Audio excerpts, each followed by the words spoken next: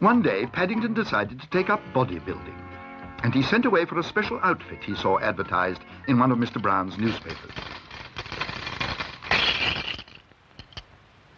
Although the advertisement hadn't said anything about bears' bodies in particular, there had been lots of letters from satisfied customers, and altogether it sounded very good value for £1, until he came to try it out. Paddington collapsed onto his bed and consulted the brochure which had come with the outfit. The brochure was called Mind Your Muscles, and it showed a day in the life of a gentleman called Grant Stalwart. If the pictures were anything to go by, Mr. Stalwart was able to do the most extraordinary things with his muscles. One picture even showed him cracking a walnut between his biceps. It was a bit difficult to tell with fur, but looking at his own arm, Paddington had to admit he couldn't see any muscles large enough to dent a soft-boiled egg, let alone crack walnut shells. Paddington came to a decision. Most of Grant Stalwart's pictures showed him at work outdoors, and he felt sure that if he took his outfit into the garden, he might have better luck.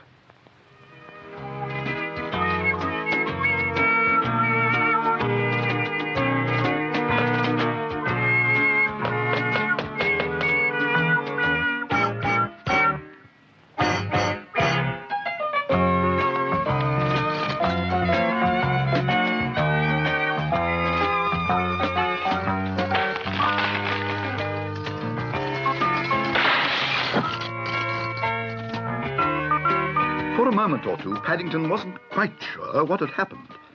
But before he had time to gather his senses, he had yet another shock. Bear! What are you doing, Bear?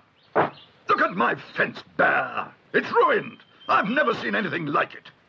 Oh, dear, Mr. Curry, I'm very sorry. If I'd known you were there, I'd have waited until you'd gone away. I mean... Well, Bear, what do you mean?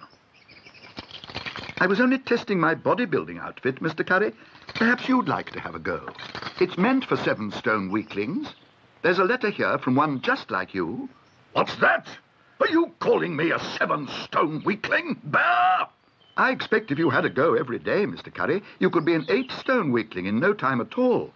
It's worth over £20. And 20 pounds? Did you say 20 pounds? Oh, yes, Mr. Curry. And Grant Stalwart says if you're not satisfied in 1 week, he'll give you your money back. In that case, Bear, I shall write to him straight away. I'm not satisfied, and I shall tell him so. All you have to do is sign a statement saying you've given them to me. I'll do the rest. I may not even report you for breaking my fence.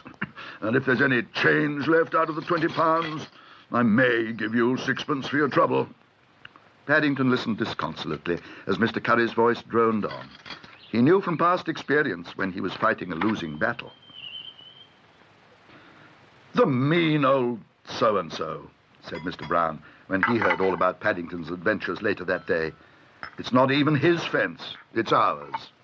You're not letting him get away with it, are you? It would serve him right if he lost the £20 and had to keep the springs. £20, said Mrs. Bird.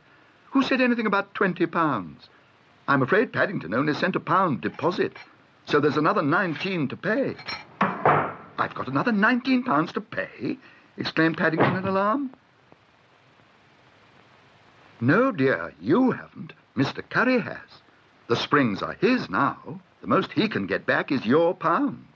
Well, I think Paddington ought to get his £1 back right now, just to make sure.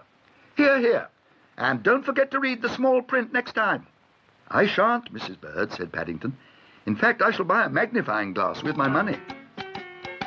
And if I have anything left over, I may even buy some nutcrackers. I don't think my muscles will ever be big enough to manage your Christmas walnuts.